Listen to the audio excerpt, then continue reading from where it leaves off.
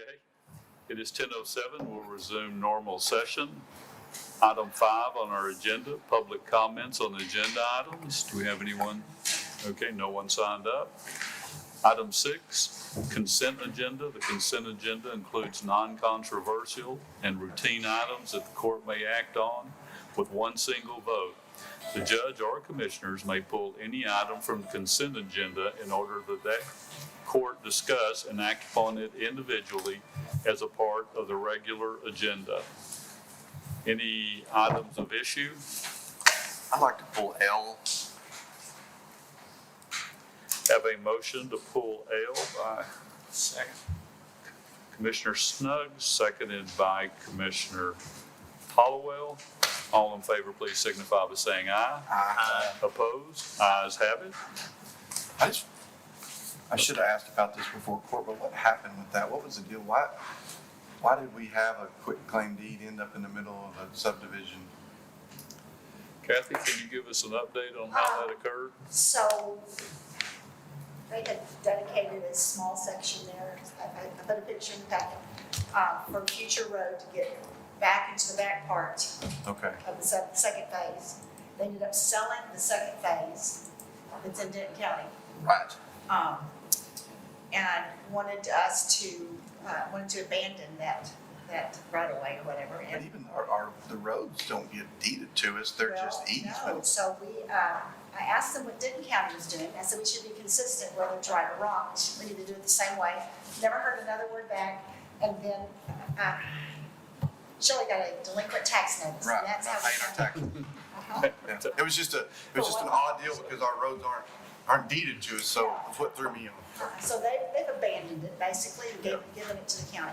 Okay. But we need to approach that one property owner on the side, not the water company, but that other one, and see if they want to buy it. I didn't know if it had something to do with access to the water tower, but that wouldn't No, be us it's either. going to be for phase 2 in Denton County, because part of that went, the back part of this Daphne Road is in Denton County also, and then the big tract behind that, south of that. But it's still sold to someone else and they didn't want it. Okay. Yeah. Well, I make a motion we approve this. I just wanted to clarify it while it was in front of us. It surprised us all. Yeah. Odd deal. So, Have a motion to approve item L on the consent agenda for the county to accept a plat on County Road 200, the state phase 1 by Commissioner Snuggs. Second. Have a second by Commissioner Arndt. Any further discussion? All in favor, please signify by saying aye. Aye. Ayes have it, 5-0. Back to the consent agenda. Any other issues to be pulled? If nobody else has anything, I make a motion we approve the consent agenda.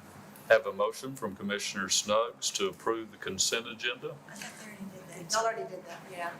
Well, I guess it was a little different. Besides, I made a motion and seconded by Gary. Okay. Oh, we did? Okay.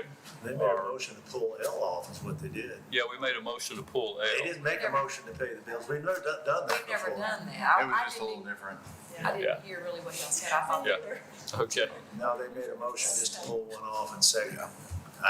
Why are we doing that now? We yeah, never you done it. need to do that. yeah. Well, it does need to be acted upon separately. Yeah. I know. So We let's always go. act on it, except no. What's got them confused is we've never said, I make a motion to pull L off and second it. We always Yeah. just say, can we take one off? Yeah, That's what- I understand. So back to the consent agenda. I have a motion to approve the consent agenda by Commissioner Snuggs, a second by Commissioner Hollowell. Any further discussion? All in favor, please signify by saying aye.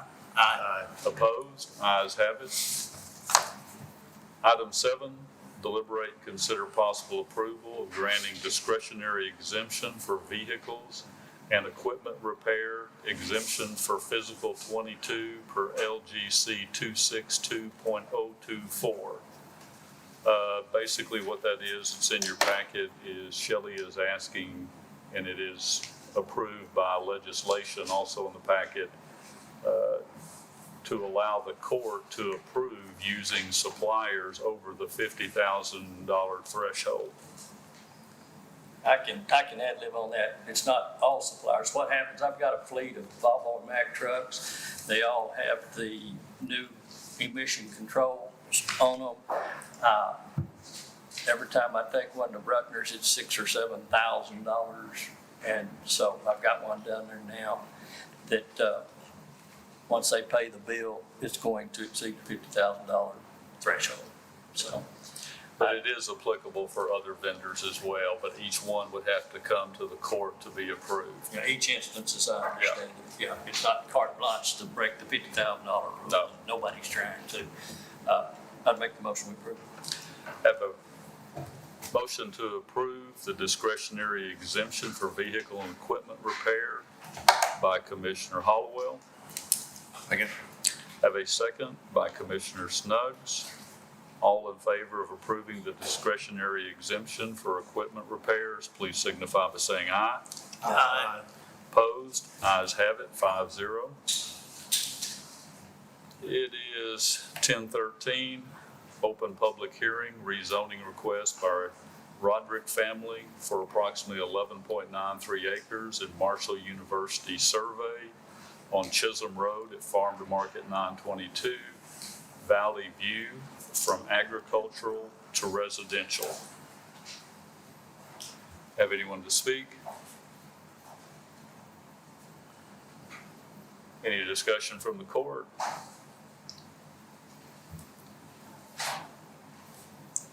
All right, it is 10:14. We'll close public hearing. Item 10 on the agenda, deliberate and consider possible actions on the rezoning request by Roderick family for approximately 11.93 acres in Marshall University survey on Chisholm Road at Farm to Market 922, Valley View, from agricultural to residential.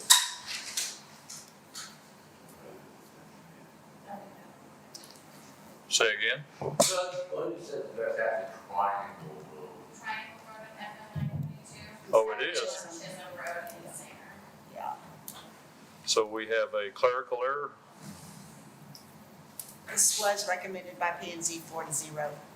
Say again? This was recommended by the P and Z 4-0. Okay. It's a Do- family split. The family owns the property in the split. Okay, are we on Chisholm Road or are we on Triangle Road? Triangle. And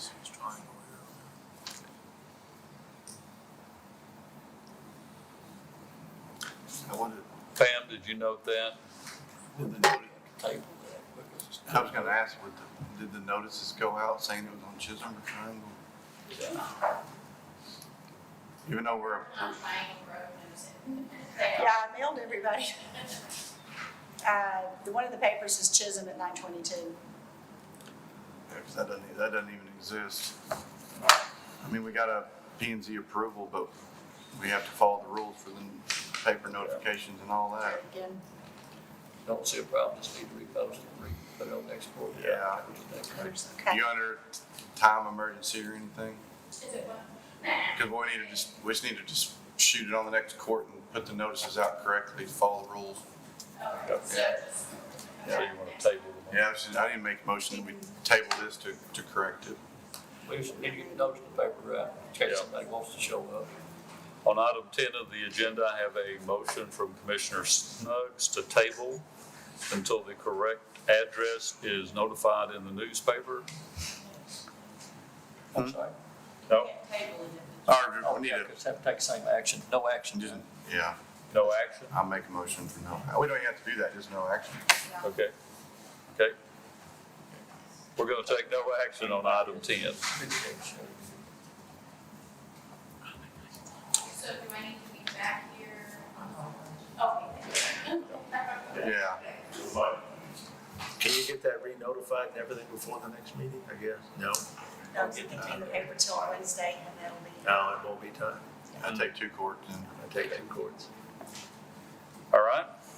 Item 11, it is 10:17, open public hearing, rezoning request by Kenneth Pales for approximately 50.94 acres in the M&M Osement survey on County Road 265, Pilot Point, from agricultural to residential. So, now that we're in the public hearing, I'd like to hear what some people have to say, but this is a moot point. The developer's not moving forward with this. But somebody else is gonna buy the property, most likely, and gonna try to do the same thing. So I'd like to know what's on everybody's mind so we can talk about it. But this current developer decided not to move forward with it at this time. Who do we have signed up to And speak? didn't notify us in order to take it off of court, so. Okay, the first speaker we have on this subject is Larry Stowe. Larry? Did you come to the podium? Good morning. My name's Larry Stone. I live on 1485 County Road 286, just to the north of this property, about 3 properties. I come in, the concerns that I have is the drainage. With me being north of it, we drain south towards the lake right there, and any development they do is going to back water on the 4 properties to the north of it substantially. I've got pictures from the last rain that we had of the water that we have standing. My property is the last in line. It drains, just keeps coming down, but it backs up all the way to mine, which is just north of 286. So that's one concern. If they come in and put these driveways in, develop this in any fashion, what they're going to do is they're going to make the drainage worse, going to back it up, make it slower to drain off their property. They've got it shown in this development, which I know we're not addressing this layout. Being a builder, you know, I can see how we affect drainage when we come in and build a house and put driveways and such in. And I know y'all would require things from the county side as far as our culverts out of the street, but that's not going to address the issues of the water draining straight across the property as it currently does. There's on the FEMA or on all the topo maps, it shows that there is a creek that actually drains through there. It's you know, creek I think might be a little overstated. I mean, it's more just a shallow area in the pastures that drains across there. But it does get pretty high when we get heavy rains, as we did a couple weeks ago. If you start building roads across that numerous times, that is going to extensively slow down the drainage on it. Second issue that I have on this is it does not follow the guidelines that y'all set forth in 2018 on development, going from agriculture to residential. They're not 250-foot properties. It says it has to have 250 foot of road frontage, and that you did not want flag-shaped lots. And this proposal had both of those.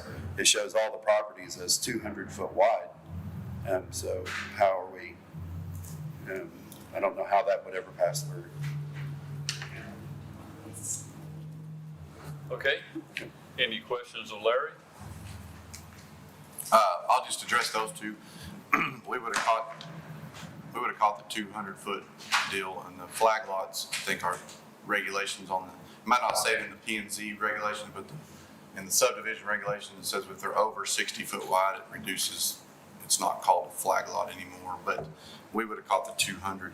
And then we also require drainage surveys, so that even if we did like a preliminary plat and then the drainage studies came in and there was a problem, we wouldn't be able to approve the final. So there's some. Okay, so it's been adjusted in the past. So it's been adjusted down to 200 foot? No, not necessarily. No, it has not. Right. Oh, you're saying you would not have? We would have caught that, I guess P&Z Okay, didn't okay, catch okay. that part. And then, Okay. you know, we do require, so even if we said, hey, you know, you can move forward with this, we got the drainage survey study come back and it was bad for everything, we wouldn't, you know, Sure. do any of that. You know? Absolutely. Because we do require that now, it wasn't required in the past, so there's Right. several stages of engineering now that Yeah. catch some of that. And I can give you this. I would love to have those. Yeah.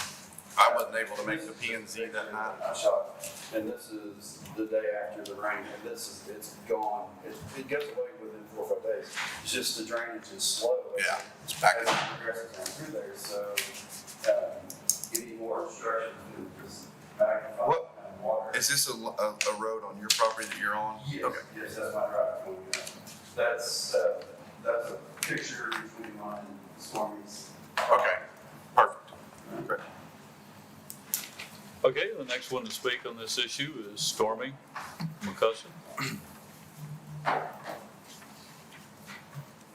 Morning, gentlemen. How are you all this morning? Stormy McCusson. I live at 1625 County Road 286, which is just north of the property in question. Mr. Stone's my neighbor here, and Mr. Snuggs. Half that fence line right there is my fence line that's in that picture. Okay. That's after a 2-inch rain last week. I've got 20 acres there that I'm cutting and baling hay on. Of course, both of our properties are ag exempt and agriculture, and we've got 6 to 8 inches of water standing there, and that's after some dirt work that we've already done to my property to fix the solution. The problem is we've got some good neighbors there that we're in construction. I'm in construction myself. We know what water does, but it's so flat through there and going all the way to the Pell's property with 12 to 15 new homes on there. It just doesn't seem feasible that water's going to come off of us, and it won't. Being north of the property in question, it's going to continue to back up, and we're doing what we can as landowners with our agricultural property to try to prevent that from happening. But that's a 2-inch rain there in the photo. That's not counting the 4.5 inches that we've received 3 weeks prior to that. So I'm losing 5 acres in coastal pasture of getting hay cut. So there's obviously some drainage issues, some water issues going on there. No fault of the homeowners around, but it's just the way that land is falling. And any more construction south of there with new roads or culverts or what have you coming in there is definitely going to create a problem. Okay. So Thanks. that's all I got. Thank you. Anyone else have anything for Stormy? Thank you, sir. Yes, sir. Thank you all. Tommy Hudson?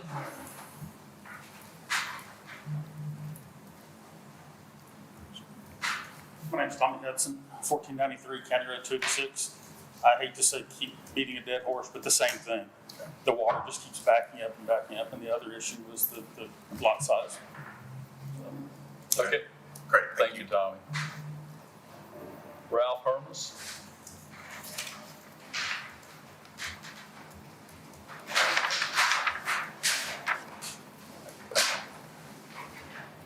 Good morning. Good morning, sir. Good morning, gentlemen. Morning. I live on the south side of Mr. Pell's, and we're on the receiving end of all the water. It nearly washed out the drainage ditch culvert, and my niece was trying to cross, and it washed the water and ground under her car, and it went head first in. We almost lost my niece over that. Has it been a problem like that for a while? Quite a while. Okay. And there we cannot get enough drainage out. It practically washed my sister-in-law's house, which is at the corner of this property, away, down to the Big Creek. So we're having major problems with that. And the culverts that are on the existing road on 265 are half plugged. The water just can't get through there. Sounds like it's gonna need bigger ones too. We may. Yeah. That's all. Okay, thank you, sir. Thank you. And like I said, with this one being, that's our last speaker. Yeah. And like I said, with this one being off the table now, I still wanted to hear from everybody, know what we've got going on. I don't attend the P&Z meetings very often because it makes a cleaner, their advisory, they're supposed to, hear all of this stuff, and I was actually out of town on training when that meeting was going on, and I heard about how many people were there upset and worried about it, and it really concerned me. And please feel free, if anybody ever wants to call me, if anything else comes back up, call me. You don't have to wait till Commissioners Court to talk to me. So I appreciate everybody being here today.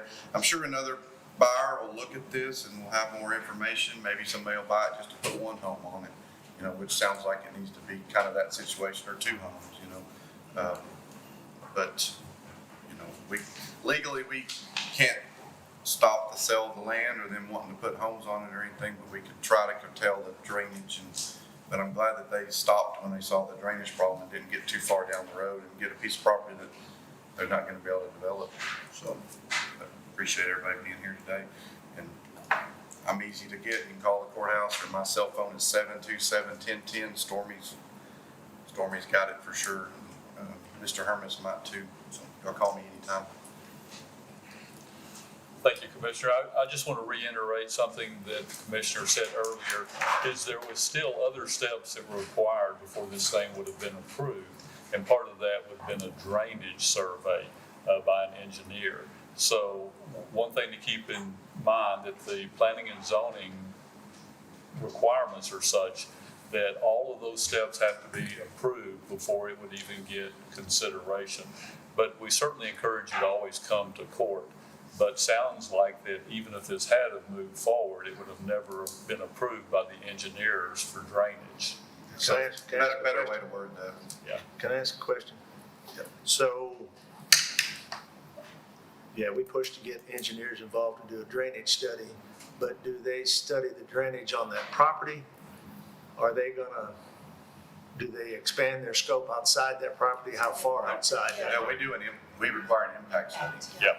We just gone through the scenario, County Road 178, and we utilize a third-party engineer. The developer has to engineer it, but then we use a third-party engineer to approve the developer's engineer's plans. And basically what we did is we didn't approve the subdivision. And, Yeah, we don't some folks take, don't know, but you can't go subdivide and sell lots off a subdivision without being a criminal offense with prior to the plat being approved. and we don't take if a developer comes to us with their engineering report, we don't take their word for it. We hire an outside engineer. So we got checks and balances on all of that. And all that was, like you said, in 2018, when we redid this, which was right as I was coming into office, I watched everything being changed. That's whenever everything was updated to protect from these things happening. So we've got checks and balances on all sides of these subdivisions. So In our scenario, we had a similar situation, water's coming over the road, there was a lot that would have been full of water all the time. They actually surveyed and assessed the 190 acres to the north of it, where all the water was coming from, and said, it's not gonna work. Thank y'all so much for coming today. thank you.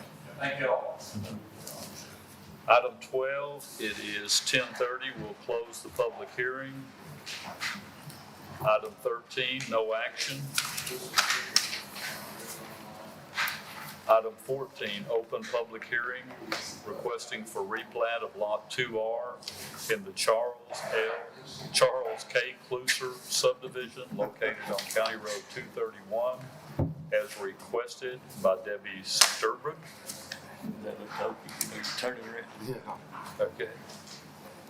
So it is 10:31. We'll open public hearing. Anyone to speak on this replat? I'm here on the streets. Okay. Yes, sir, come up.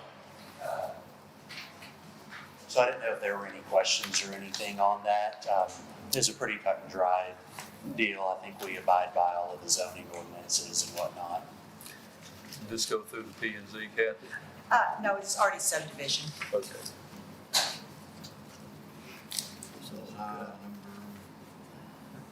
Any questions? Wait, precinct 2. Okay. Yeah, I'm just being honest. That one had me thrown off for a minute, sorry. Everything looks good on this one. It was real concerning. We had so many people upset or worried about that other one. It doesn't happen very often. I think we're good in the public hearing side of it.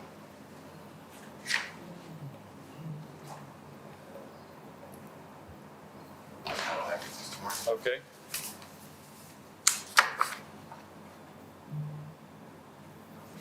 So we'll close the public hearing. It is 10:32.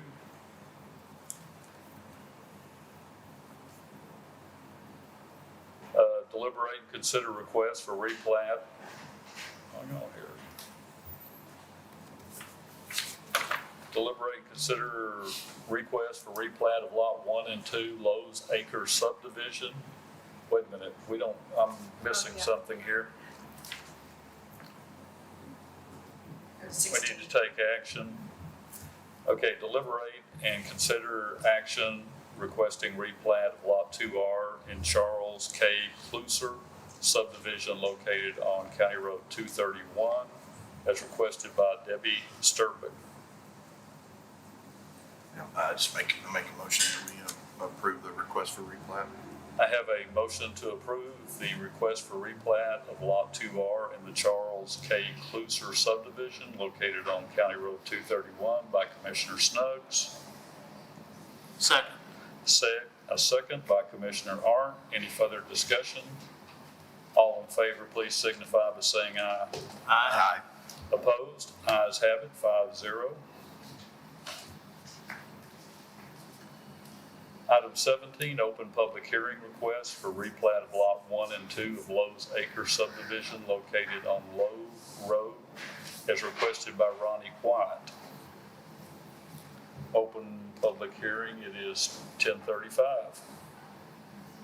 Anyone here to speak on this one? I'm Ronnie White. Yes, sir. I have a question about that. I don't have any questions. Anyone have any questions?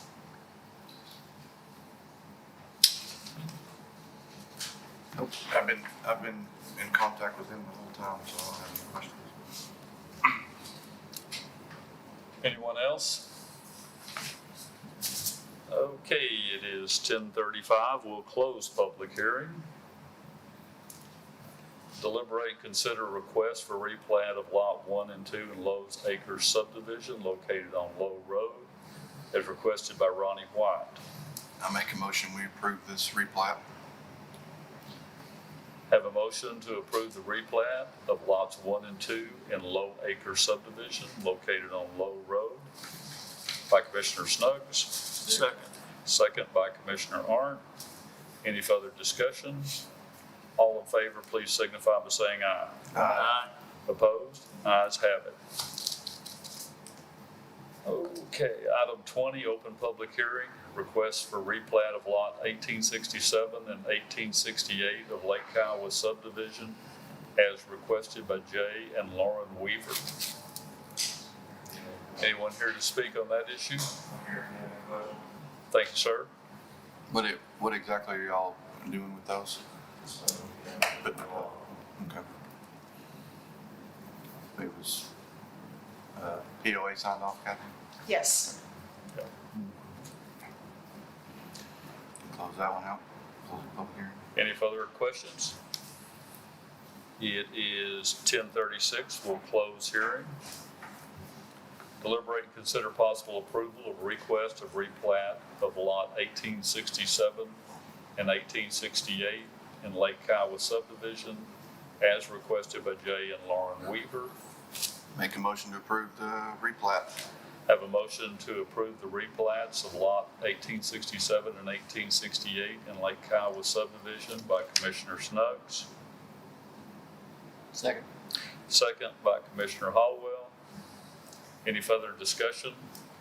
All in favor, please signify by saying aye. Aye. Ayes have it, 5-0. Item 23, deliberate and consider possible approval of naming private road being 2,200 feet in length off County Road 223 and just west of County Road 217 in Precinct 2 to Ribbonwood Trail. This is a greater than 10-acre lots, or it's a piece of property being broken up into greater than 10-acre lots, which do not fall into our subdivision regulations. It's got an large existing road in it, and TCOG wanted us to name it for addressing reasons. The developer requested Ribbonwood Trail. I'm fine with that. So I make a motion that we approve the naming of this private road to Ribbonwood Trail. Have a motion to rename the road to Ribbonwood Trail by Commissioner Snuggs. I'll second it. Can we have some discussion? Yep. A second by Commissioner Hollowell. Any further discussion? T-Cog's in the loop. Yeah, T-Cog's in the loop. You know, what it would do if they, it's a long road with all these lots on the road, if they didn't name it, you'd have to have County Road 223, ABC. A, B, C, D, E, and it'd be easier for the ambulances to have a Ribbonwood Trail address running up through there. And of course, everybody understands until we revise our map books, that there's gonna be some risk associated with it when they make a 911 call. I would think so, yeah. Because, I mean, and because it's a private road, I don't think you and I have any authority one way or another. I mean, if T-Cog wanted to do it, and the neighbors wanted to do it, and currently, there's no addresses on it right now, right? No. Because it's not developed. Yeah, the single house up there had a 223 address. So it's the only one right now then probably gonna be affected on a 911 call.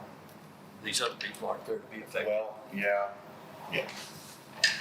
That house will be renamed to the Ribbonwood Trail address. But like I said, right now, on a 911 call, It'd be a little bit, it's gonna be an issue. yeah, but maybe just, Better to do it now before we get 10 houses. yeah, for sure. Yeah, that's what I thought too. And we can let dispatch know and then they can, I just don't know how EMS dispatch necessarily keeps up with a single one like that. yeah, you're right. I think it's better in the long run, but it does create a little bit of hangover or lead time getting it easy to understand.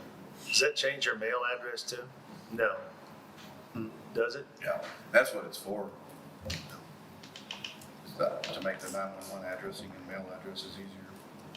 So if it's a private road, how does 911 respond to it today? Well, we've got To several. that 223 address, and it's only been one residence for 20 years, on Okay. 100 acre Gotcha. piece of property. But even though it becomes a private road and it gets a number, I've got miles of precinct 1, like Eastern Valley Lane. There's actually a numeric address on Eastern Valley Lane, even though it's a private road. Got it. Okay. Okay. Any further discussion? I have a motion from Commissioner Snuggs to approve renaming a private road off County Road 223 to Ribbon Trail. A second by Commissioner Hollowell. Any further discussion? All in favor, please signify by saying aye. Aye. Opposed? Ayes have it. Item 24, deliberate and consider possible policy changes for EMS requiring EMTs to attend paramedic school. Kevin? Good morning, gentlemen. So I stand here conflicted with this. I had sat with the captain 3 years ago in my office and said, as long as I'm a leader, I'll never force anyone to go to paramedic school. And pandemic hit, we're having a large shortage of paramedics. For an example, in 2020, there were 9,415 paramedics, new paramedics licensed in the state of Texas. In 2021, there were 470. And what's happening is that you're seeing paramedics chase, whether it's dollars, vacation time, cheaper insurance, a 4896 schedule. And we're ready to lose our 6th paramedic within this week. So again, I struggle with this, but I look at the future of Cooke County EMS, or EMS in general, and this is a nationwide issue, not a Cooke County issue, not a state of Texas issue. And it's just like the nursing shortage. So I'm before you and working with HR. This policy went through HR, she went through TAC. It's legal, we can do it, we can have it retroactive. We have 2 EMTs right now that have not gone to paramedic school. And, Commissioner Art was with us 10 years as an EMT. And as a former paramedic, I will tell you, a good EMT is just as good as a paramedic. But if we don't do something to look at the future, and this will affect us 18 months, maybe 2 years down the road, because it takes 18 months to get through paramedic school. So I'm before you, we're requesting this policy, but again, I'm torn. And again, looking at the future, I think we need to do something to encourage the EMTs to go to paramedic school. The only other avenue we could do is do what like Love County and many other agencies do, is pay for their paramedic school. They have to give us a 2-year contract. If they leave before that 2-year contract, they have to pay the money back for paramedic school. That's an option. But I think as a county, we need to start looking at different ways to ensuring that we have appropriate advanced life support coverage within our community, not necessarily today, but 2, 3, 4 years, 5 years down the road.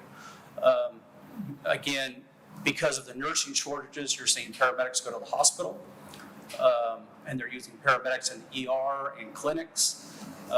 It's just a very dynamic time, and this is my 43rd year in EMS, and I've never seen anything like this. So the policy should be in your packet. And again, I stand here, I struggle with it. And my management staff struggles with it also, but we all look at it going, we need to do something, and what that answer is. And it gives them plenty of time to, if they fail one time, it gives them a chance to go through a second time. And that's where the 36 months come in. It gives them 2 times to go through paramedic school. So it looks like you have a question, Commissioner Snuggs. Just from looking at it from all angles, if we requiring everybody to become paramedics and we're losing our paramedics because they've got so many options, wouldn't we want some to stay as EMTs? What's the advantage to having everybody be a medic? Well, just for that fact that when they do leave, you can replace them with EMTs, which we're doing right now.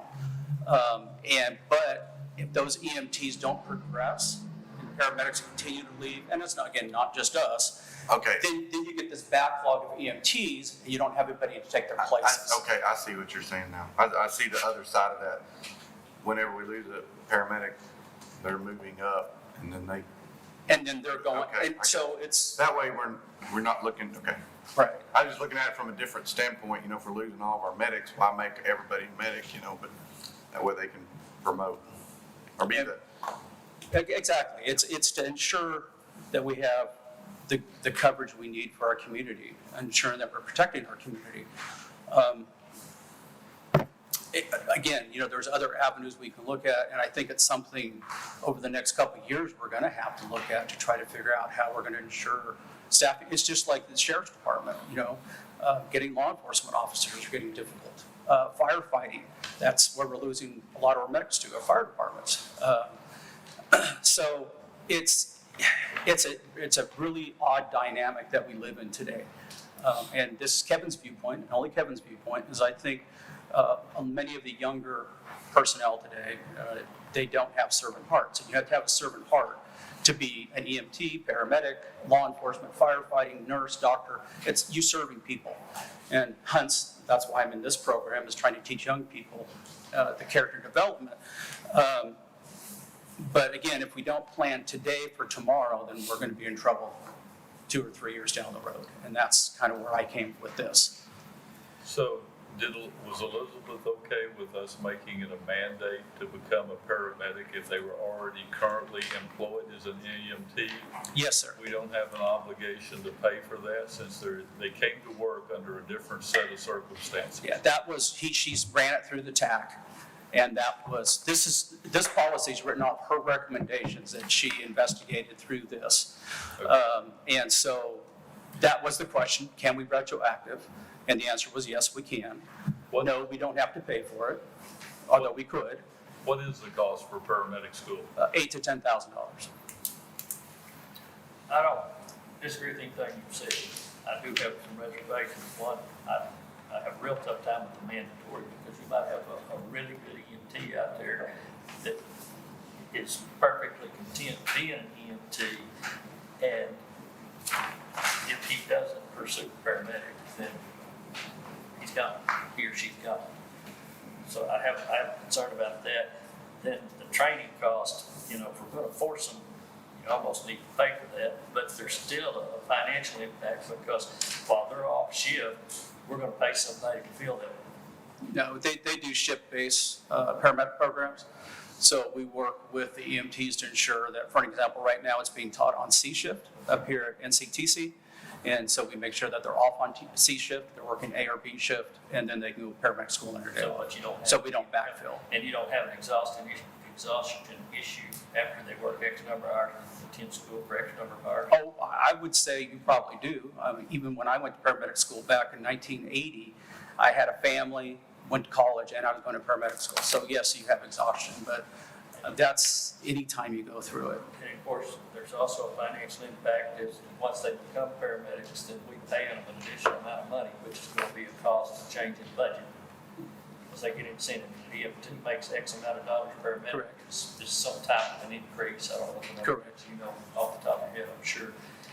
And then I have the concern that we go through this, invest the time and the money, and they go to the hospital. We don't change that scenario.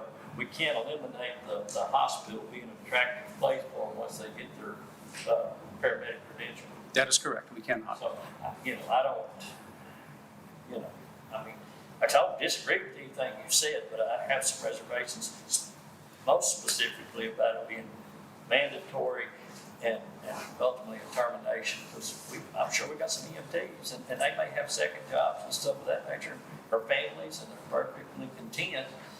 And we said, sorry, we may be content, but we're not content with you. And I don't disagree with you. I mean, that was my opening statement, is I struggled with this. Because again, 3 years ago, I said I would never do this. And so for me to be standing in front of you, I see a vision that we need to take steps to fix this today, or what are we going to do, 5 years down the road. I'm trying to ensure a good foundation. So when I do retire, whoever takes over can build upon that foundation. So I don't disagree with what you're saying. I struggle, and I've struggled with this. We brought this up in a staff meeting like 2 months ago, and I do struggle with it, with everything you say. And I agree that you can have really good EMTs, and I think a really good EMT can carry their EMT partner. I really do. But again, I think we need to look at the future. And what is the future? And I wish I had a crystal ball, but I don't see it getting better. We don't. Yeah. But Let me ask a question. Yes, sir. I agree with Commissioner Hollowell that if we're going to force this, it seems to me we're going to have some skin in the game anyway, because we're going to have to make arrangements for a special shift to allow them to go to school. But do any other counties or municipalities allow them to have the option of the county or the city paying for it versus them paying for it? I mean, hypothetically, if we paid for it and you had a 3-year contract with us or a repayment, or you had the option to pay for it yourself and then you did not have the obligation, would that be a viable option? Oh, absolutely. I'm just our neighbor in Love County does that. They have a 2-year contract. They pay for them to go through. They have a 2-year contract. Fire departments do that. Go ahead, I'm sorry. What I'm saying here is we could give them the option of either or. Yes, we could do that. Okay, and then my question would be to Shelley, not to put you on the spot, how will we budget for something like that? Because we don't know how many people are going to leave each year. Just contingency. Say again? Contingency. How many people are we talking about? I'm sorry? How many people do you envision us talking about? 10, 15, 12? No, realistically, 5 a year. Okay. Yeah, 4 to 5 a year. Would you not, Commissioner, would you agree with that? Yeah. Yeah, 4 to 5 a year. Okay. So were you medic or EMT? EMT. When I first started, it was recommended that you go get your paramedic, but I always shied away from it because I didn't want the responsibility. Like you said. What happened when you did that? Well, according to this policy, you'd be terminated within 36 months. I just don't like the mandatory at all. You might scare away as many people as you attract. I don't know. That'd be my concern. You might scare them off. You might. You'd rather have an EMT than have nobody. Right, and we're not the only ones. I've got this policy from other, we belong to Texas EMS Alliance, and so I've gotten this from other agencies. Like I said, most of your fire departments require if you hired as an EMT, that you're a paramedic within 18 months. Well, if you follow your scenario though, Yeah. and you get them all trained up to paramedics, we still can't control them leaving us and going somewhere else. Yeah, So- the only way you could is if you had, with the option of what Judge Starnes spoke about, is that, okay, we're gonna pay for your paramedic program, and you're gonna give us a 2 or 3 year contract, whatever that is, and it's, but if you leave before that, you have to pay that money back, How long's the program? 18 months. 18 months.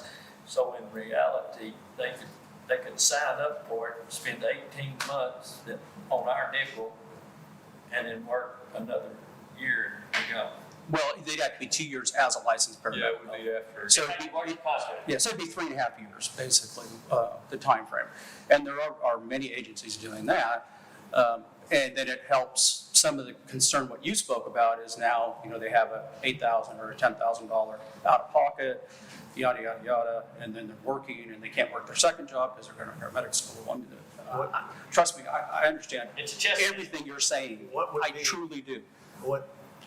What do you think the option would be, or not, what would the option be? What do you think the interest would be if we didn't make it mandatory, but we offered to pay for the school?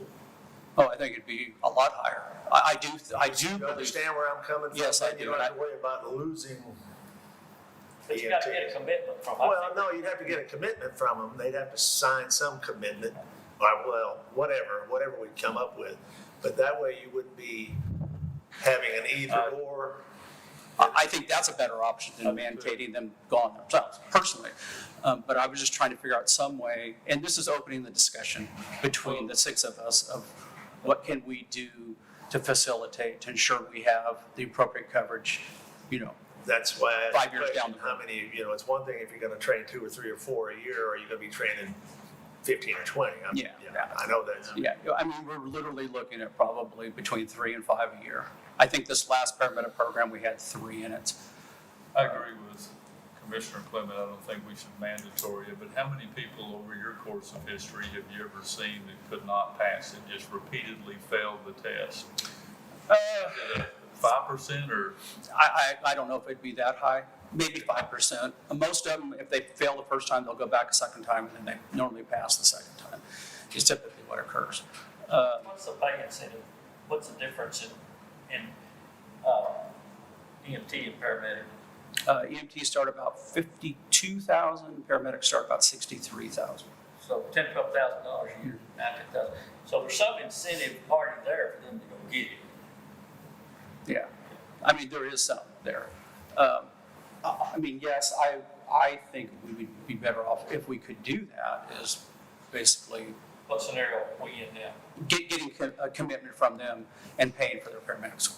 I think you could get more reaction. I guess my concern on this policy is that if you force someone to do something, they're gonna have less of an incentive to do well at it. I mean, I Right. think if we could eliminate the ultimatum mandate I do. and then go with Commissioner Clement's scenario, where we give them some incentive to put time to a contract so we don't have to pay for it. If you force it, you're not gonna have as many people apply, I promise you that. The commissioners are about to go through a different version of the same thing with this CDL licensing business that we have to go through now. To get a CDL, they're gonna have to go to school, real school. Yeah, it's gonna shrink the gene pool of how many people you can send off and have trained. They always had to have training, but now they're gonna have to actually sit in a classroom setting. So it's a different thing, but it's kind of the same problem. How do you? So do we want to table this and come back with another proposal that kind of matches what you all are saying? Well, I mean, it's up to we you. can do some more investigation. My personal opinion is I think that we ought to offer to pay for it under the understanding that they go to a 3-year contract. 3-year contract. Yeah, and the reason I use 3, where I came from and most other industries paid for college educations, but that was also the commitment was 3 years. Now, I don't see this being much different with the caveat that you could repay the loan and then you would be out of the obligation. So do you feel like you'd get a lot of pushback on the 3 years?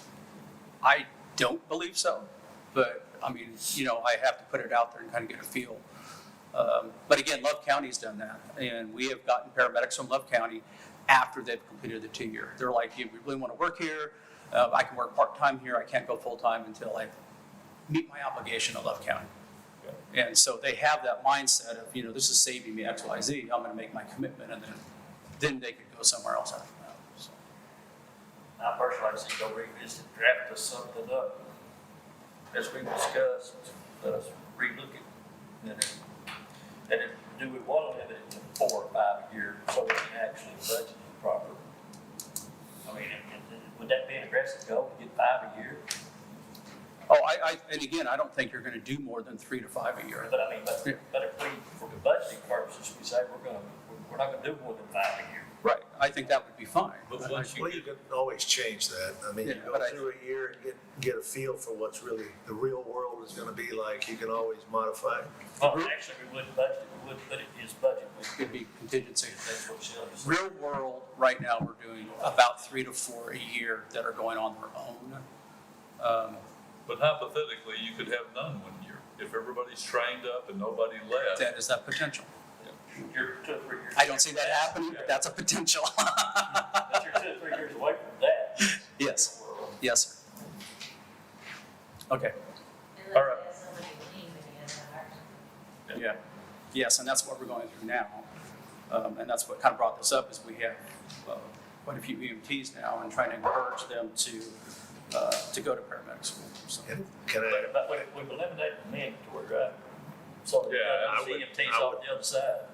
I would eliminate the mandatory, but, so we do this, you say 4 or 5 a year, but when you say we're gonna pay for it, the county's gonna fund it, you may have considerably more than that, some more than that, do it. And then that would have, I don't wanna tie it into, we're gonna do 4 a year and no more.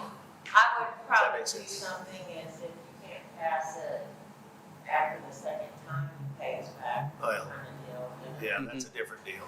Yeah. But you continue to be employed.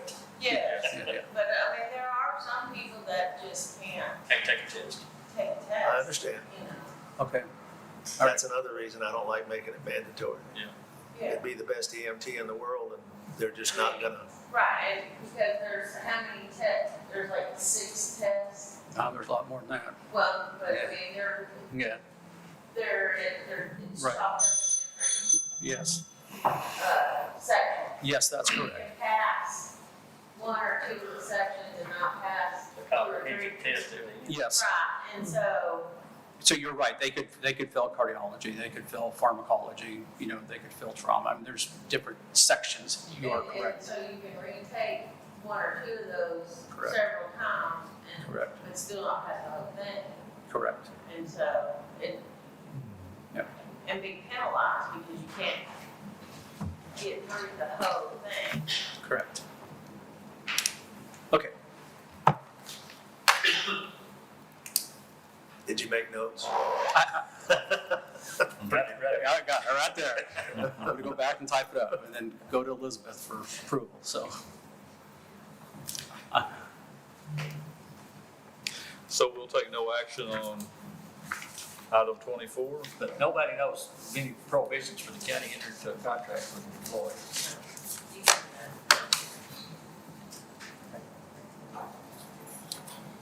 I'm next on the agenda too. Oh, okay. It's mostly, I mean, hardly, very few counties have an EMS department, and you mostly hear it through, law enforcement. Yeah. So we'll take no action, Kevin, and Very good. take the notes and see if you can formulate another option for the court to look at. And we'll put it on next court if you'd like. Yes, sir. Thank you. All right.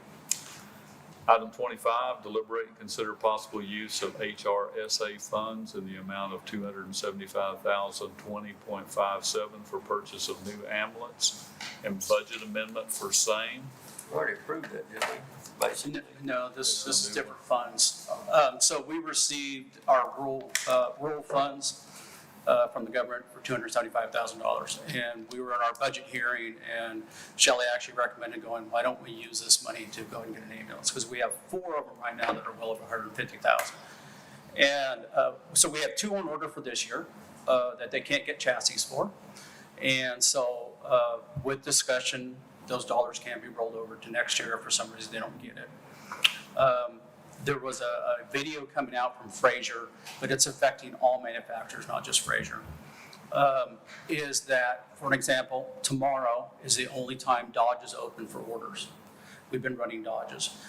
September, Ford is open for orders. I don't have a problem going to Ford, but, and they only get a certain percentage that, so let's say they order 100, they may only get 20. And this is also for dealerships. I mean, this is nationwide ordering. So, so we're almost to the point of having to take with whatever they can get, which that's fine also. So we received this HRSA money.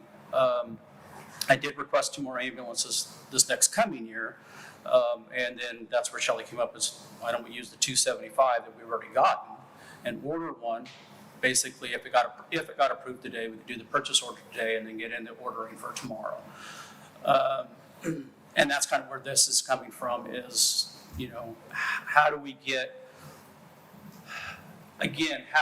our systems in place for getting ambulances in the door? And, you know, we didn't do a letter of intent this year, and so we kind of got pushed towards, you know, the back of the line, and until we got our purchase orders in the beginning of October. But they're constantly communicating with us, constantly going, you know, we are sorry, we are trying.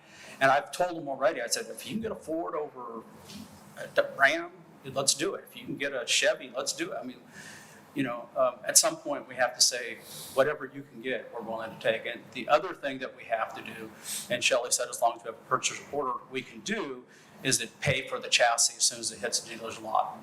And that was also in Fraser's video that they put out, that you're going to be paying for the chassis when it hits the lot. You got to write a check or you're never going to get a chassis. So I've already been working with Shelley and the judge on that.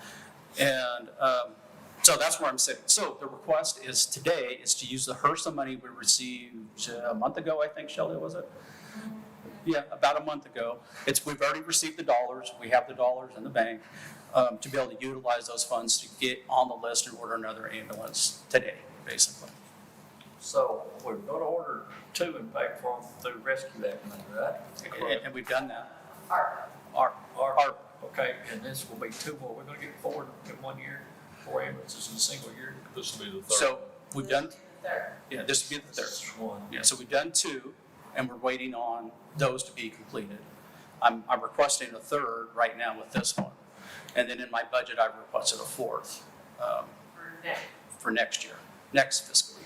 And Physical 23. if we go from Dodge to Ford, are we still gonna be able to change, if we change chassis, we're gonna be able to keep boxes? We've done that in the past. Yes. So, and what, We're we're not doing that anymore. You're buying. That wasn't worth the money anymore. That wasn't worth the finance. Yeah, no, we're trading in Yeah, the whole thing. So changing chassis. But it's not going to affect anything. And even if we do, we stopped doing the remounts because of the different build that's been required. It's totally different. And it would cost more to refurb one than it would be to buy a new one. At some point, and probably after 3 or 4, I have to count, then we could look at doing the refurb as long as the government doesn't change the specs on ambulances. So that's a possibility, but the savings were very minimal versus just getting a new ambulance. So, and then the trade-in's different also for that. Not that we get a ton for them anyway. So that's where we're sitting today, and that's just to update you where the 2 ambulances that we haven't received are not, and then requesting a 3rd one right now. So. And this was, we put in for the grant for the health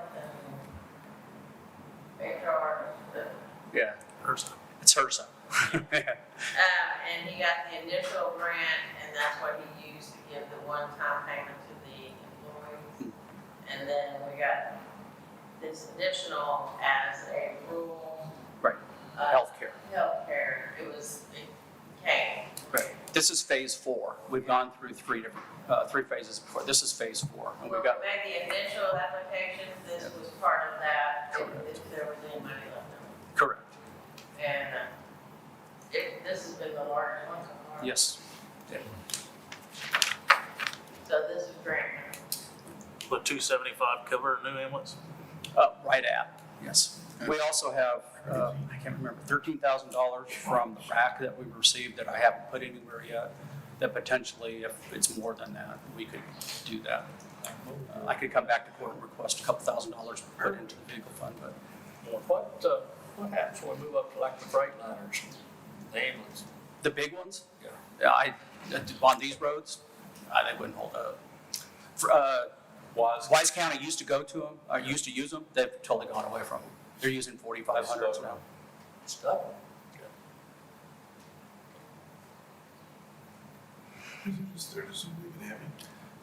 That's figure they hit with their heavier duty, of course, that probably still. They last longer, I would think. It's just, Somebody it's wrote that. crazy that that's one ambulance. It's just, the world is Yeah, it's a crazy. problem. Any further questions of Kevin? Move approved. Have a motion to approve using the HRSA money of $275,000 for a new ambulance and the budget amendment for same from Commissioner Hollowell and a second from Commissioner Arndt. Any further discussion? All in favor, please signify by saying aye. Aye. Ayes have it, 5-0. Thank you. Kevin. Thank you. Item 26, deliberate and consider possible approval of funding and an additional $52,000 to the sheriff's office for fuel cost and budget amendment for same. Sheriff, Good morning. good morning. So we've been projecting for a while now, we'd be about 2.5 months short. And that's kind of where we are. So, you've already approved, we've kind of moved some money around internally. Came up with 11,000. But that's kind of scratching the bottom of the barrel. So we'll need that additional 52,000 to get through the end of the fiscal year. We are doing some things. We are parking some units, having some 2-man units, killing units. We're doing what we can do. But, I filled up Thursday, and I think, from our vendor, and we were paying last Thursday $463. So, when you budget for 2 and you're paying $463, it's only so much we can do. So, we're doing a little bit extra for some, as you know, we got Camp Sweeney cranked up. Got 500 individuals out there, staff and students at any one time. So we're making several trips out there. And, we still have some schools and some summer schools too this week. And we're trying to have a presence at some of those spots. So, anyway, that's what I would ask you to approve to get us through the fiscal year. Can we move money from jail budget to SO budget? If there were any, if there was any there, say food line item had extra monies or something, can that go? So you can do a budget amendment across the board. We don't usually And I don't know where you're at on food in the jail. I don't, whether you're running at capacity and maxed out, food's gonna go up too. Well, now- Fuel goes up, food's going up. I'll say to you, we build, we do have housing some inmates from Grayson. So the first bill we sent in April is 8,000 some odd. May, we billed them for 17,000 some odd. Are you interested at all in looking at that to supplement the fuel budget, right? Or is that asking? That's that, Shelley moves the money, so I don't. Okay. I can just tell you that we have enough to pay for June's fuel bill, and then we're out. I mean, we all gonna have the issue with fuel. I was just curious, and she's giving me that look like, why the heck do you bring it up? So, I mean, I guess it's all the same bucket in general fund money at some point. And tracking, I'm sure it's easier on the auditor's office to keep it separated. That's the look, I got it all interpreted. Forget I said that. No, that's not. That's my story. That's what I'm telling. That's not Yep. Some of it no, but I can tell you from, Larry and I speak daily, and the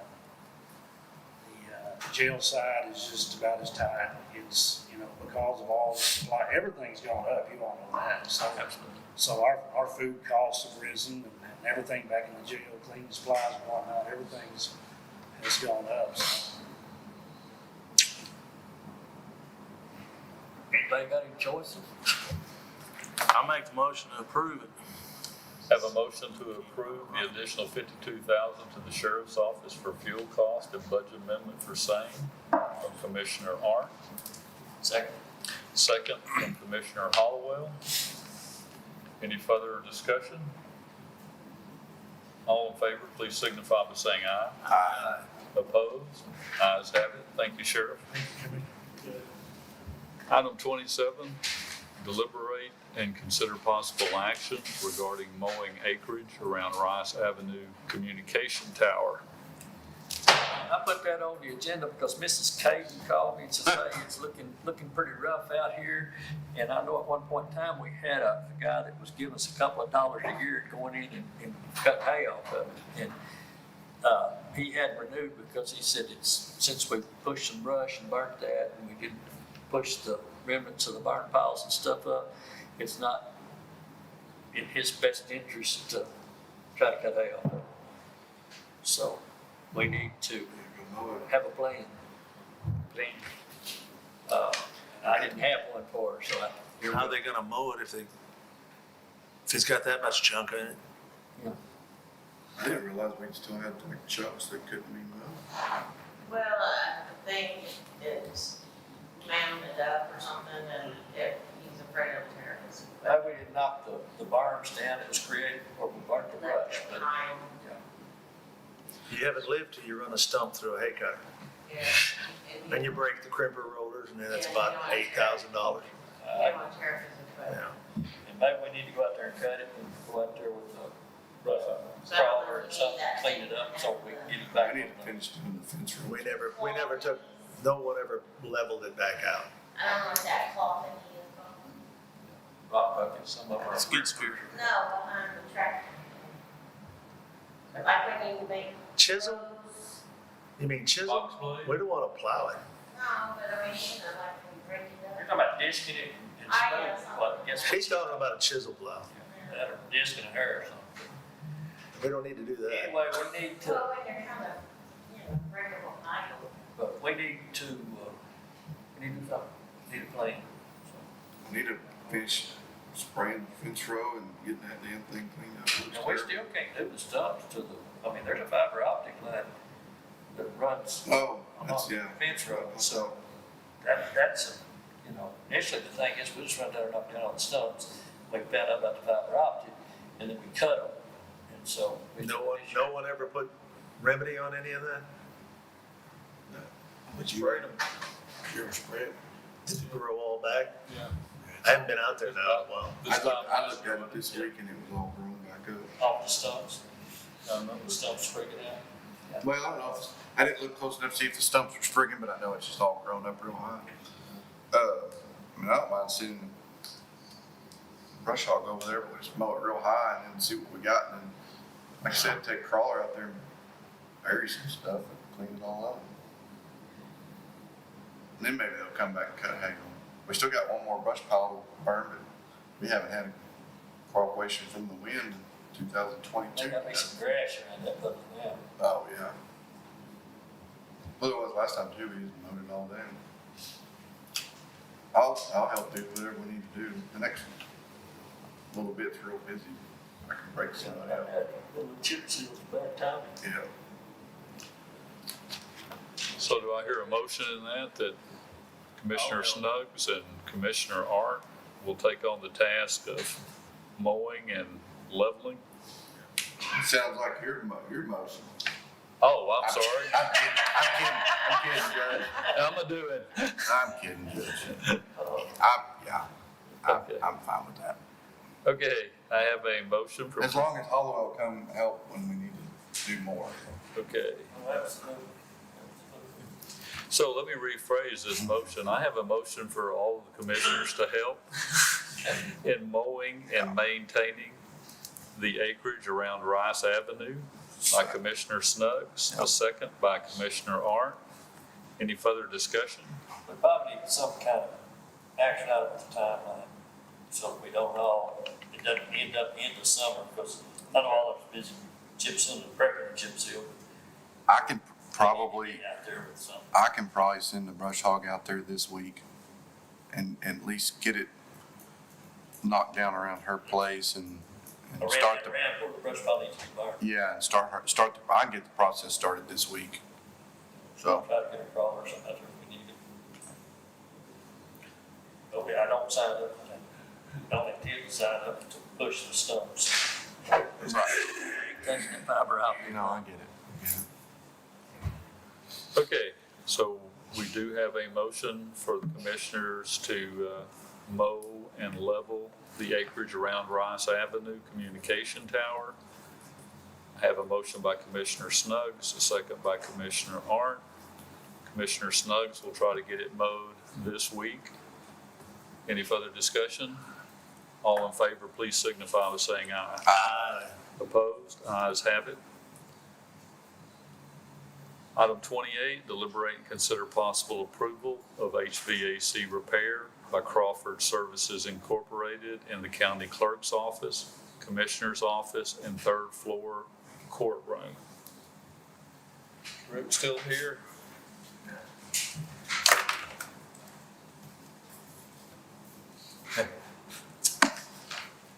So what we have is He woke up. is a leak it's in the hot water piping system in those locations that it's there.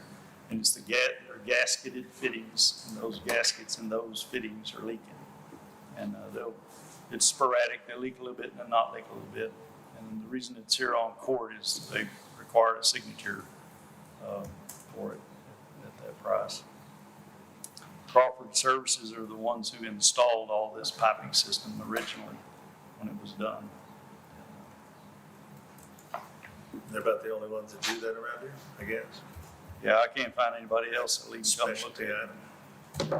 And that's supposed to fix it all. Supposedly, they're gonna put new gaskets in them. I don't think we have much of an option on that because it's gonna keep leaking. I'll make a motion, we approve. Have a motion by Commissioner Clement to approve the HVAC repair by Crawford Services. Second, but I need some discussion. Second by Commissioner Hollowell. Is this one bid from ST Mechanical out of place? Is it supposed to be under Rice Avenue? I don't You know. got, there's a bidder for $3,600 from ST Mechanical LLC, and then I'm just looking on my, what we're approving is Crawford at 8816. Yes. Okay. What's the difference in the two quotes? I think that 3,600 is supposed to be for a mini split at Rice. I just made a motion to approve fixing the Crawford yeah. thing. Mini split ice is a different deal. Well, I know, but I just That's a don't. If you wanna do them both together, that's fine. No, I don't. I think what we have is one estimate that's not even supposed to be there, Leon. Yep. Yeah, the mini That's what- split, And if you're approving this, I just want to be sure we're approving the 8816 and we're not confusing it with the $3,600. no, I don't think so. We moved that to the Rice Avenue. It's down here. Okay, See, when you go, when you go to the agenda, item number 31, purchase and installation of mini split unit for Rice Avenue building, it's got its own line. Yeah, and that bid ought to be there. That's just so we. Okay. the judge's office will take that one. Yeah, we Yeah, got a motion in a I second. didn't realize when, I even asked It's him to okay. have some for the mini split. No worry. No, I actually, don't think I did. no. And I'm not going stumps. I We'll just fix it want on. to be sure we were. I'll restate the motion as well. Commissioner Clement has made a motion to approve the HVAC repair by Crawford Services for a sum of $8,816. And I have a second from Commissioner Hollowell. Any further discussion? All in favor, please signify by saying aye. Aye. Opposed? Ayes have it, 5-0. Thank you. Deliberate and consider possible actions regarding Main Street parking lot. I'm still waiting on TNP to give us the final engineering information so we can go out for bids. I had something from Scott Gibson late last week. I hope to have that this week. So anybody else have any input on the Main Street parking lot? And we'll take no action. Item 30, deliberate and consider possible actions regarding the Crest Building. You heard anything? I haven't. From Icon? He couldn't be here today. He's out of town. I told him he ought to come to next Monday's meeting. I don't think his presentation will be that long. Mr. Isbell himself wanted to come because he did most of the discussion with troopers. I think the troopers had a change in what they want. Along the lines that they want the game warden moved in with them. Okay. Yeah, not moved in with them, but in the same area. Like they are now. Yeah. And that's going to require, we're going to have the empty rooms, put all this paper storage if we needed to in the middle. It may take up a couple of those rooms. There'll still be some left over, but So I'm going to let him explain it. But I thought it would be good to talk about it before we start budget. I don't think it'll take that long. So we start budget Monday, right? Is that three? No. It's 2 weeks, isn't it? It's not next Monday. No, not next Monday. I'm talking the next month, the next meeting we have. Okay, I thought you said next Monday. Well, the next Monday meeting. I'm Okay. sorry. 27th is when we start the Yeah. budget. Yeah, I'd have to pull up my calendar, but that sounds right. Any further discussion on the Crest Building? Then we'll take no action. Item 31, deliberate and consider possible actions regarding county radio communication system. Been a whole lot going on the last week or so, despite the rain and the wind. The towers have been erected at both locations, both Rice and Walnut Bend. We've got the generators and cabinets delivered, not hooked up yet. The thing we need to discuss, and I asked Rick to look into it, and he got us some quotes for some mini split, a mini split, or 2 quotes for mini splits for the Rice Avenue shed. And I don't know that we need a mini split because I don't think we're gonna have a problem with it getting too cold. So I would lean toward just Cold or too hot. That's where I'm headed. You're right. I'm headed for just straight AC and not a mini split. Am I missing something? Rick, you can weigh in on this. But I wonder which one to upgrade ACs. We're putting more equipment in there. It's going to get hotter. And he's got a good setup now with that small AC where if it goes off, he gets an alarm, but it's not enough unit. So I think what he's saying, Rick, is could we get by with a $600 25 BTU window unit? Possibly. I mean, what was your thinking on mini split? Did I not, Well, I don't know how much what they're putting in there to generate.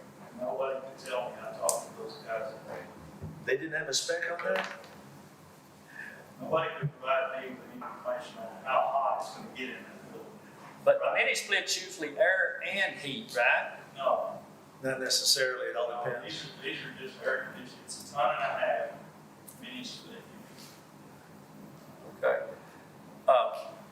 And how much increase is that over that window unit?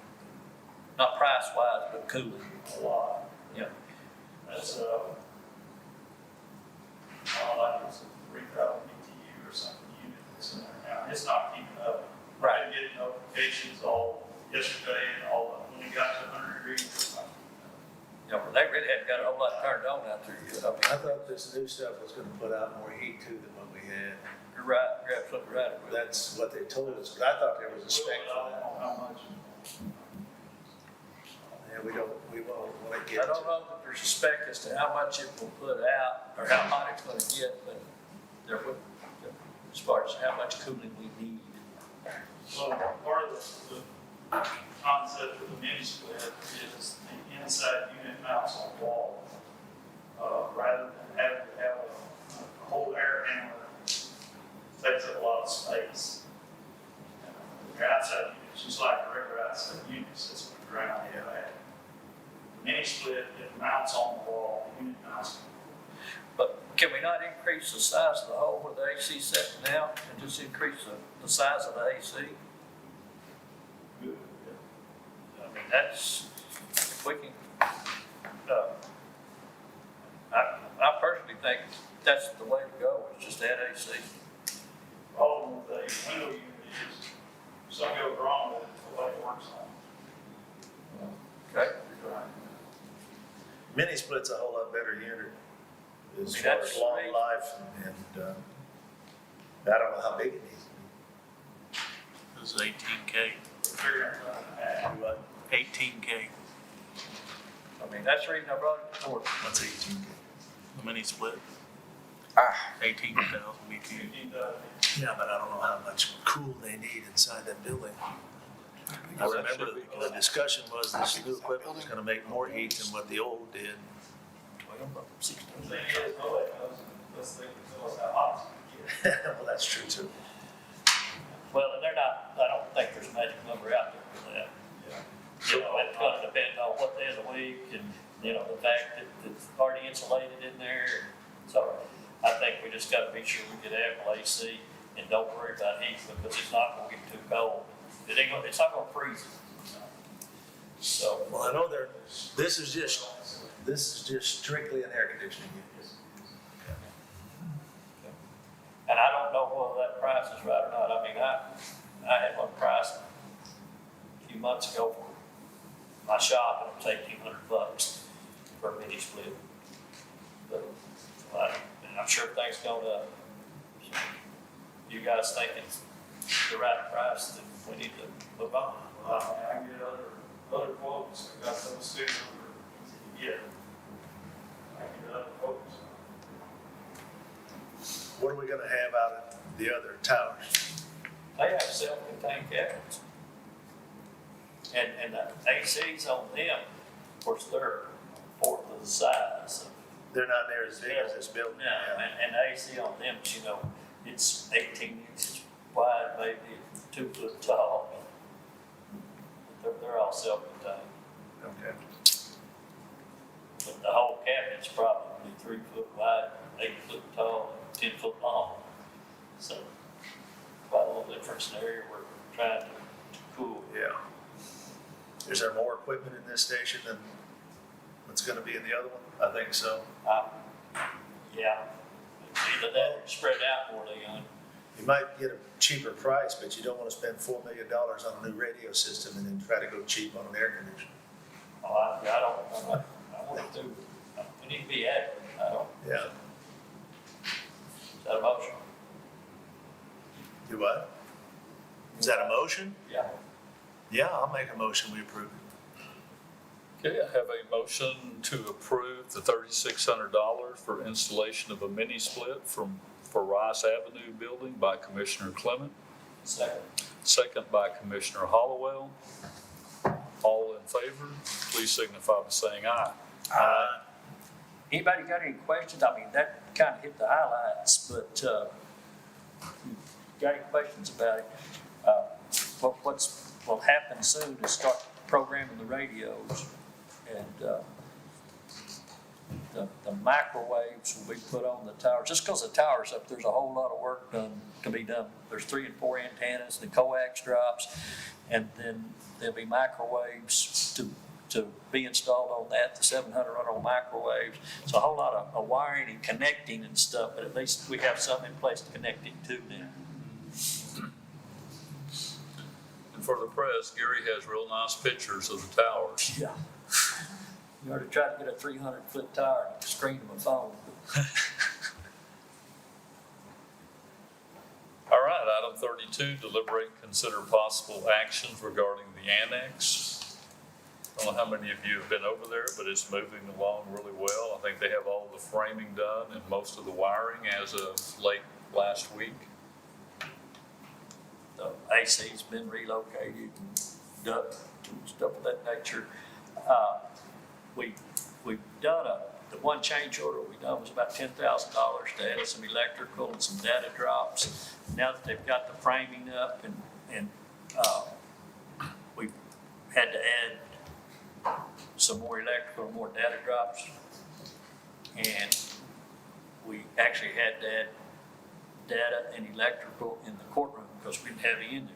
So anticipate another change order for, I haven't seen it, I'm guessing $3,000 or $4,000. They didn't draw data cable in the courtroom? We didn't ask them, they didn't put it. That'll, One spot, Leon, for a TV. that'll be coming out. Yeah, it's got, there's no, we haven't, I guess we've spent less than a fourth, real numbers, the contingency money. It's not an increase. Yeah. It's kind of like, I guess, when we build a house, if you don't tell them where you want the plugs, you don't get them, so. Yeah, my wife made it real simple, every 6 foot. And then part of the problem is when the admin area is kind of going to be a corral environment and not knowing exactly where they're going to position the desk for the JP's offices. We don't want to get desks somewhere not be able to have electricity to them. Much cheaper to put them in now, I assume. And now's the time to do it while we're putting through frames and not through walls and stuff of that nature. They couldn't know without us telling them where they went, and not telling them where they went, so here we are. Any further discussion on the annex? We'll take no action. Item 33, deliberate and consider possible actions regarding various grant funds.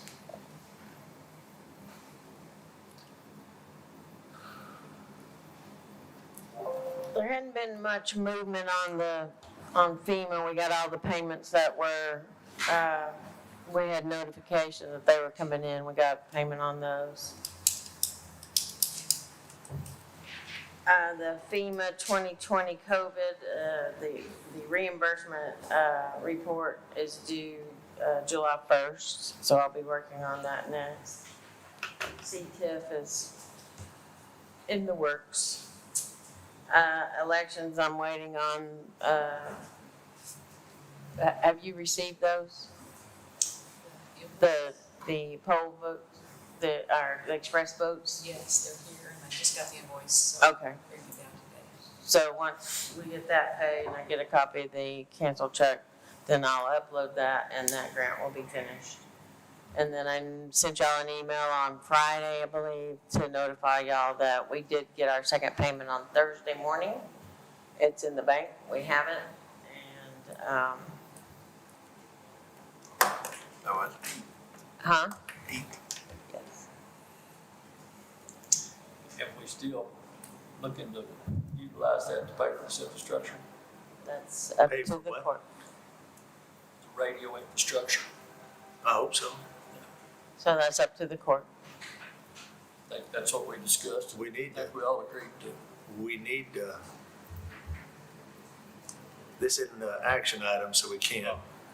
No, See, my fear is we're gonna bat this ball around for a while, and then one day the money will get committed to something else. well, I mean, if do you want me to put it on the next court? We need to make a vote, a decision, how we're gonna use the money, so we don't entice other folks to think we're gonna use it for other devices. Okay. I think we have the consensus, we just had to take it. Yeah. I mean, we've discussed it openly, I think we have the Yeah, but- consensus, so let's try to stay. I think it's time, yeah. Okay. And so that's all I have for now. On The audit's still not finished, so I'm trying to get that. That's top priority right now, so The what? the audit Audit. for 21. about my road number change on my CTIF. It's, yeah. Okay. We've I'm started, hoping to put the audit, I'm hoping to satisfy everything this week? We've started the CTIP repairs on 131, so we've got the asphalt down. So, but you don't want anything till it's finished, right? I'd prefer it not, but, so if there is a requirement that court approve your change, then I'll have it ready for next month. On your CTIF. Thank you. Any further discussion on grants? We'll take no action. I'll be glad to make the motion to adjourn. Have a motion to adjourn by Commissioner Smith. Rick has something over here. I've got a question. The money for the main split unit, where does it come from? Be Motorola, it'd be part of the Motorola money. And confirm it is just AC only, we don't need heat. Don't need heat. Yeah, it's just, That's right, actually. And you have enough electrical capabilities there.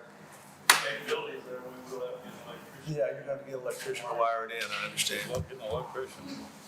Yeah, and we'll just set that on reliable.